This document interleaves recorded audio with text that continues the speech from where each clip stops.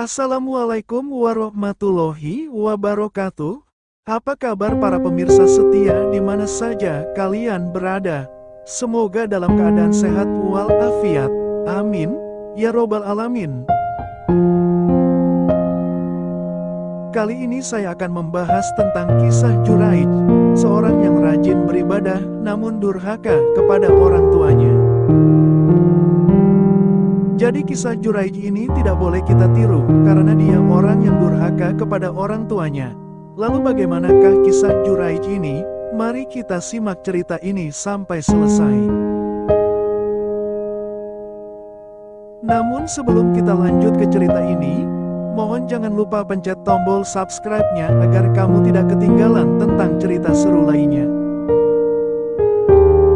Kisah ini tentang seorang ahli ibadah bernama Juraij yang konon durhaka pada ibunya. Kisah ini ada dalam riwayat hadis yang pernah diceritakan oleh Rasulullah SAW. Juraij adalah seorang lelaki dari Bani Israel.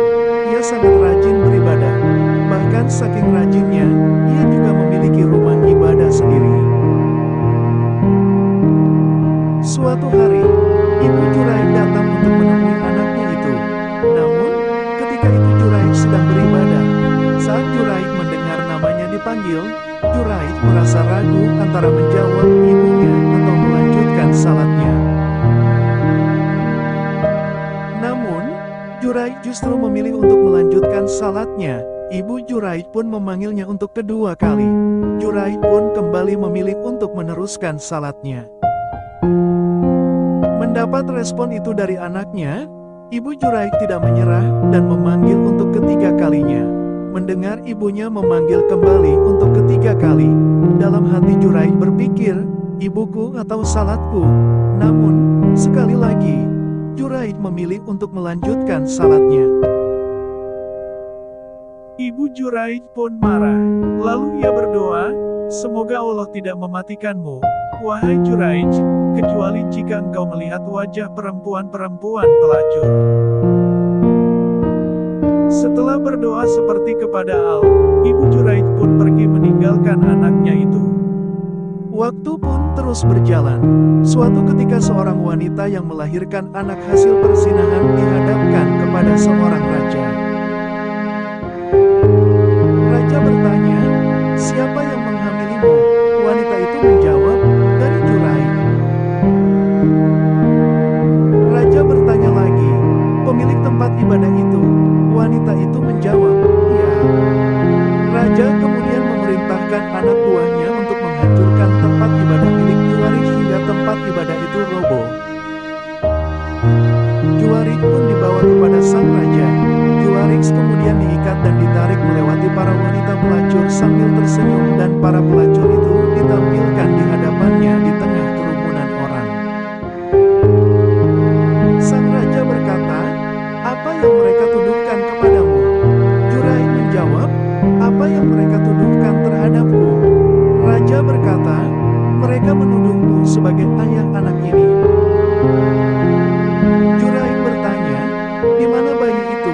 Mereka menjawab, itu bayi yang ada di pangkuannya. Juraij mendekati bayi itu dan bertanya, siapa ayahmu? Bayi itu menjawab, penggembala sapi. Setelah itu, sang raja pun merasa bersalah telah menuduh Juraij. Raja akhirnya menawarkan untuk membangun kembali tempat ibadah Juraij dari emas ataupun perak. Namun, Juraij menolak. Juraij hanya ingin rumah ibadahnya dibangun seperti bentuk awalnya. Setelah itu Juraij tersenyum seakan teringat sesuatu. Sang raja bertanya, kenapa engkau tersenyum?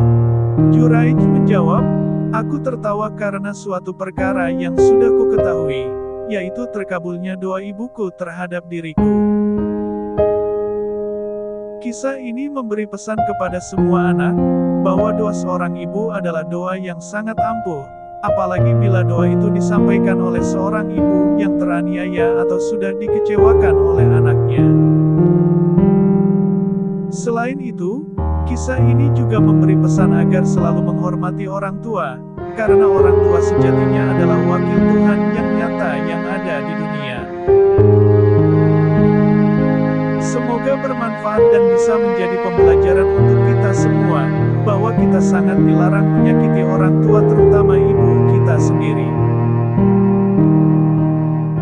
Nantikan cerita seru lainnya hanya di channel ini. Wassalamualaikum warahmatullahi wabarakatuh.